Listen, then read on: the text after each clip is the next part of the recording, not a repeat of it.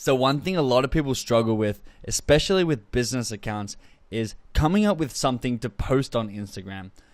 A lot of people are worried, maybe you, about being judged for what you put out there and making sure you fit in with what everyone else is using Instagram for. At the end of this lecture, you will not have to worry about this anymore. I'm going to show you exactly what to post on Instagram to both be loved by your fans and to not break any rules and make sure you're doing things the right way. So on the screen in front of you, I've got 1, 2, 3, 4, 5, 6, 7, 8, 9 dot points. And in these 9 dot points, it'll give you unlimited things to post for the rest of your business's life on Instagram.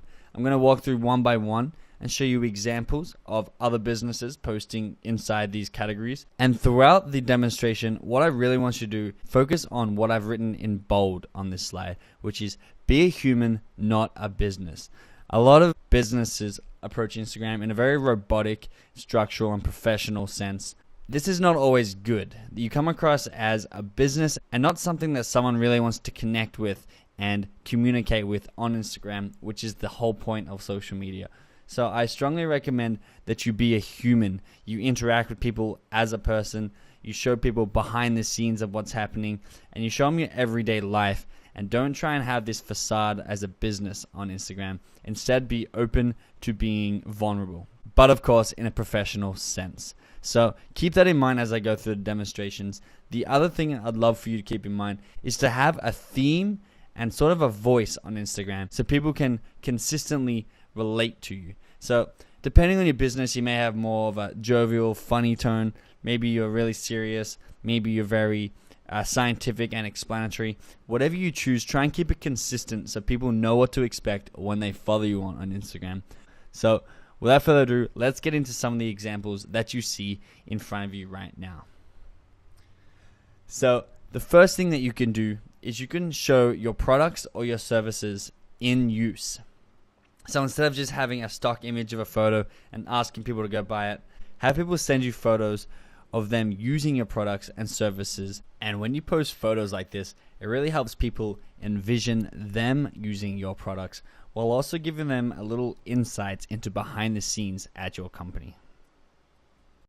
Talking more about behind the scenes, this second one is just posting photos from behind the scenes of your business. This one is from Udemy. You may be familiar with them.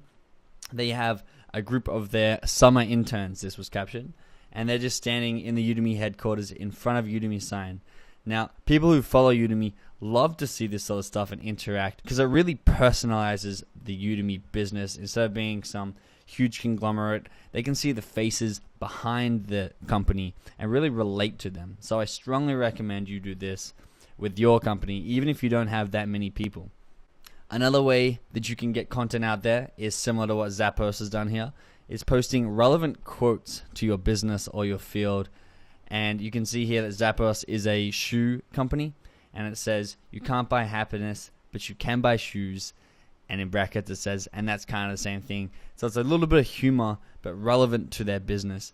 And it's not hard to make one of these for yourself. I'm going to show you an app that does this for you.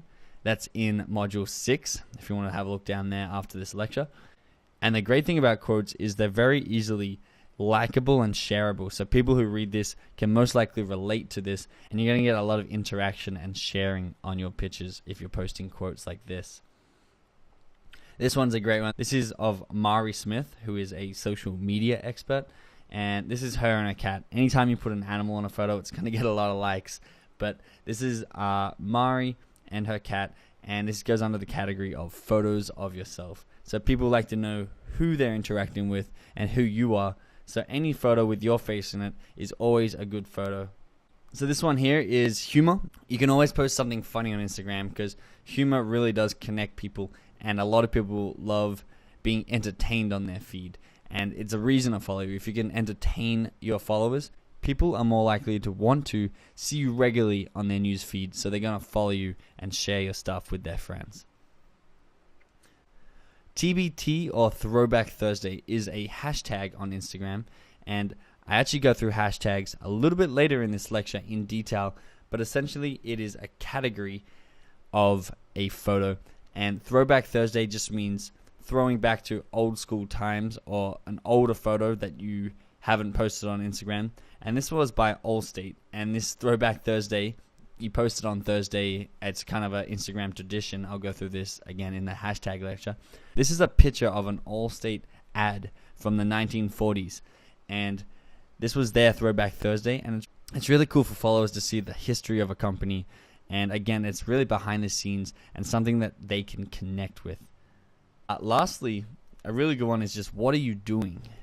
As in, right now, what are you doing that is either related to your company or is just sort of like a fun adventure that people would like?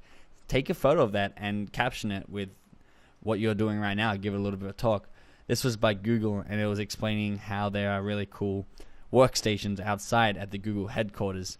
And this is one of the Google employees working outside. So he's just posted the photo of himself. So it's really cool for your followers to be able to see what you're doing at any point in time. And they really feel a stronger, more personal connection if they can see you in action, either working or on a family adventure. It really makes you human. The last thing I want to point out is you should have the mindset of never being able to run out of things to post to Instagram. A lot of people get in their own head and set limited rules, when I really think you should just express yourself and be yourself, and you can see what people like. So don't be scared to post the wrong thing on Instagram, because if people aren't liking it, interacting with it, you can always delete it and remember not to post anything similar to that again. Alternatively, if you're posting something you don't know if people like, it may take off and you may be able to post a lot of that sort of stuff over and over again and see great results. So just split test what people want and take notes and record. Go through your old photos, see what's got the most likes, and see what people are connecting with, and just do more of that stuff. So I hope this gives you a lot of ideas of what you can post on Instagram. I'm going to go ahead now and show you exactly how to post it.